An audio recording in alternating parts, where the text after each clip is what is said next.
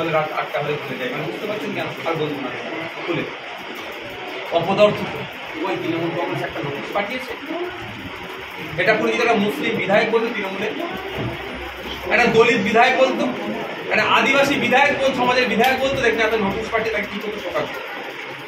যে কথা বলেছেন রাজ্য এমন ভাবে রাজ্য পরিচালনা করবে, নওশাদ সিদ্দিকী থেকে শুরু করে আপনার পাড়ার একজন সাধারণ মানুষ অন্যায় করতে গেলে 5 বার ভাববে যে ঘাটটা ধরে আমাকে জেলে ভরে দেবে। আর এই সমস্ত সমাজ বিরোধীগুলো, কুলাঙ্গারগুলো তৃণমূলের ছত্রছায়ায় থেকে এই অন্যায় করার সাহস পেয়ে যাচ্ছে। জানো তো আমার কাকু আছে, কল্যাণ কাকু আছে, ফিরাজ চাচা আছে, সিদ্দিকুল্লাহ চৌধুরী আছে, আজকে বলুন না শোভন দেব আছে, চন্দ্রিমা ভট্টাচার্য ম্যাডাম আছে, ও সব আমার কাকি আছে, চাচি আছে, কাকা আছে, সব আমাদের বাঁচিয়ে দেবে। দেখতেন না বাঁচানোর জন্য কত এখন পন্থা অবলম্বন করছে। অসভ্যগুলো বলছে মেয়েটি কেন গিয়েছিল, মদন মিত্র বলছে ওখানে কেন মেয়েটা, ওই অসভ্যর কথা বলছি। তাহলে মেয়েদেরও কি যাওয়ার রেস্ট্রিকশন হয়ে যাবে? কদিন আগে বলছিল না যে 8টার পরে নাকি মেয়েরা রাত্রে কাজ করতে পারবে না। কেন মেয়েদের জন্য রাত্রে কাজ করতে কেন পারবে না? সব ছেলেরা করবে? আমার বাড়ির ছেলেটাকে আমি কেন ঠিক করতে পারছি না? এই তৃণমূলের ছেলেরা অন্যায় করবে আর মেয়েগুলোর নামে দোষ হবে? বলে কাক কাকেরও মাংস খায় না, সেই প্রবাদ ছিল, এখন সেটাও ভুল হয়ে যাচ্ছে।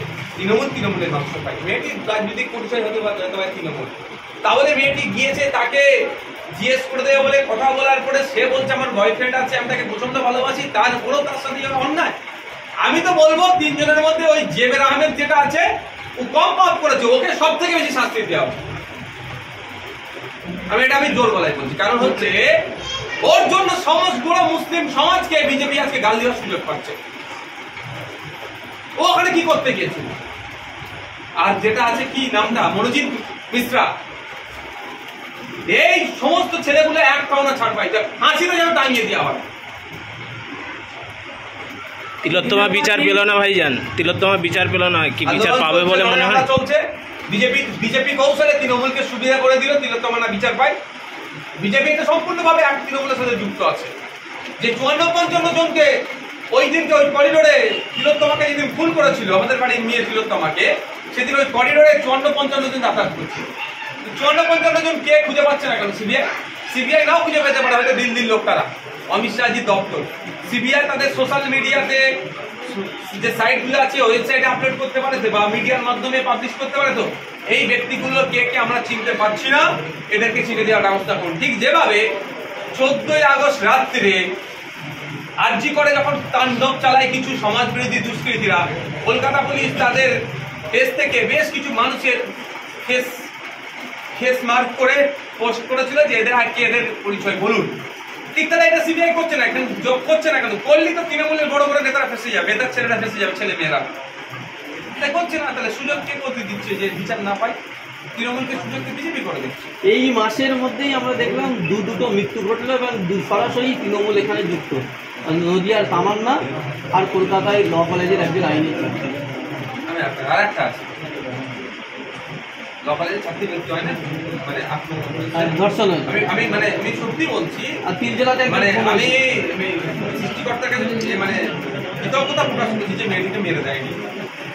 এটা মেয়েটি প্রাণে বেঁচে গিয়েছে, যদিও বলেছিল আমি কি মরার ভান শুনছিলাম, ওনার মুখের কথা নয়, যে মরার ভান করে শুয়েছিল বলে ছেড়ে দিল জ্বালাতে। ডিল মেশিন দিয়ে শুনলাম, ডিল মেশিন যেটা হয় সেটা দিয়ে ছেলেটির হাড়কে ফুটো করেছে। কার আমলে? এই মমতা ব্যানার্জির আমলে, অভিষেক ব্যানার্জিদের আমলে। কাকে? একটা মুসলিম ছেলেকে। এটা উত্তরপ্রদেশ হলে পাড়ায় পাড়ায় মিছিল হতো, বিজেপি মা মাসে উদ্ধার করে ফেলতাম আমরা। আর পশ্চিমবাংলায় হচ্ছে এটা বলতে পারছি না, মুখে আমরা মমতা ব্যানার্জির দেওয়া জুতো নিয়ে মুখে বসে আছে, চটি দিয়ে। চটি বলছি, মনি সাহেবগুলো কোথায় গেল? আমির সাহেবগুলো কোথায় গেল? পীর সাহেব, গাই সাহেবগুলো কোথায় গেল? কথা বলছে না। মানে ছেলেটি কত কষ্ট পেয়েছে, সেকেন্দাররা, নাম সেকেন্দার, কত কষ্ট হয়। ডিএল মেশিন দিয়ে তাকে ফুটো করেছে গায়ে। অভিযোগটা কি? সে নাকি মোবাইল চুরি করছে। যদি মোবাইল চুরি করেও থাকে কি করতে হবে? পুলিশ তাকে জেল কাটাতে হবে, তাকে শাস্তি হবে, কোর্ট আছে, বিচার ব্যবস্থা আছে। সেখানেও মমতা ব্যানার্জির দলের লোকেরা, আমি আপনাদের বলি, জোর গলায় বলছি, আমি উত্তরপ্রদেশে মুসলমানদেরকে খুন হতে হচ্ছে বিজেপির হাতে, আর যে বিজেপি গুলো খুন করছে তাদের ধর্মীয় পরিচয় দেওয়া হচ্ছে হিন্দু, আর পশ্চিমবাংলাতে মুসলমানদেরকে খুন করছে তৃণমূলের হাতে। আর পশ্চিমবাংলায় যে মুসলমানগুলোকে খুন হতে হচ্ছে, তাদের যাদের হাতে খুন হতে হচ্ছে তাদের ধর্মীয় পরিচয় হচ্ছে মুসলমান। ভয়ঙ্কর খেলা তো তৃণমূল খেলছে। উত্তরপ্রদেশে হিন্দুকে দিয়ে মুসলমানকে বিজেপি মারাচ্ছে, আর কখনো গোরক্ষা বাহিনীর নামে, তো কখনো বিভিন্ন নাম দিয়ে। আর পশ্চিম বাংলাতে মুসলমানকে দিয়ে মুসলমান মারাচ্ছে এই মমতা ব্যানার্জি সরকার। এটা আরো ভয়ঙ্কর খেলা খেলছে, এটা আমরা বুঝতে পারছি না। ভোট আসলেই বিজেপিকে আটকাতে হবে, কিন্তু সারা বছর যে মুসলমানদের উপরে যে কি বুল্ডোজার চলছে পশ্চিম বাংলাতে, কি অত্যাচার চলছে তৃণমূলের আমলে, সেটা নিয়ে ভাবছি না। কোন একটা জায়গায় সমস্যা হচ্ছে, মুসলমান ছেলেদেরকে 200, 250, 400, 500 ছেলেদের নামে মিথ্যা মামলা। এই ভাঙড়ে ওয়াকফ সংশোধনী আইনের বিরোধিতা করতে যাওয়া হচ্ছিল, এই পুলিশের একটা অংশ মিলে তৃণমূল কংগ্রেস যুক্ত থেকে, আমি দায়িত্ব নিয়ে বলছি যে ওই গাড়িগুলো পুড়িয়েছে, ভিডিও ফুটেজগুলো পুলিশ পাবলিশ করুক, তৃণমূলের লোকের সাথে যুক্ত আছে, পুলিশ ওখানে যুক্ত আছে, ধরা পড়ে। কিন্তু পাবলিশ করছে না কেন? যুক্ত হয়ে আগুন লাগিয়ে আমাদের ছেলেদের নামে দোষ দিল। কথা, আমাদের ছেলে নামে মুসলিম 3000 ছেলের নামে মামলা দিয়েছে, প্রায় 3000 উপরের মামলা দিয়েছে। কে? এই প্রশাসন, পশ্চিমবাংলা তৃণমূল কংগ্রেস। শ্রীরামপুরে, মেদিনীপুরের শ্রীরামপুরে কবর থেকে একটা মহিলা দেহ তুলে যৌনাঙ্গে, গুপ্তাঙ্গে সব কি খারাপ বোতল টোতল ভরে দিয়ে, মুখে বোতল ভরে দিয়ে ভিডিও ভাইরাল করছিল।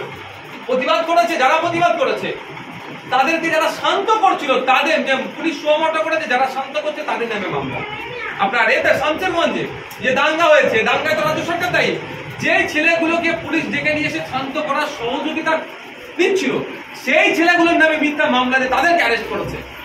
আচ্ছা, এতে আপনার মেদিনীপুরে যে মহেশতলাতে যে ঘটনা ঘটিয়েছে, যে অসভ্য, যে বর্বর, যে জানোয়ারটার জন্য এই দাঙ্গাটা হলো, সেই জানোয়ারটাকে এখনো ধরতে পারলো না। আর মুসলমান বাড়িতে রাতের অন্ধকারে গিয়ে মহিলা পুলিশ ছাড়া মুসলিম বাড়িতে মহিলারা আছে তাদের উপর অত্যাচার করেছে, এই অভিযোগ আসছে, ভিডিওতে আমরা দেখতে পাচ্ছি। বলছে তারা, তাহলে যাদেরকে অ্যারেস্ট করেছে মহেশতলাতে সব ম্যাক্সিমাম মুসলমানদের। যেখানে দেখুন এই হচ্ছে মুসলিম ছেলেদেরকে ধরছে, ভোট দিচ্ছে, কার আমলে? তৃণমূলের আমলে। যেটা উত্তরপ্রদেশে বিজেপি সরকার করছে, সেটা পশ্চিমবাংলার তৃণমূল সরকার করছে। আলাদা তফাৎ কি আমাদের? দিনের পর দিন ধর্ষণ হচ্ছে।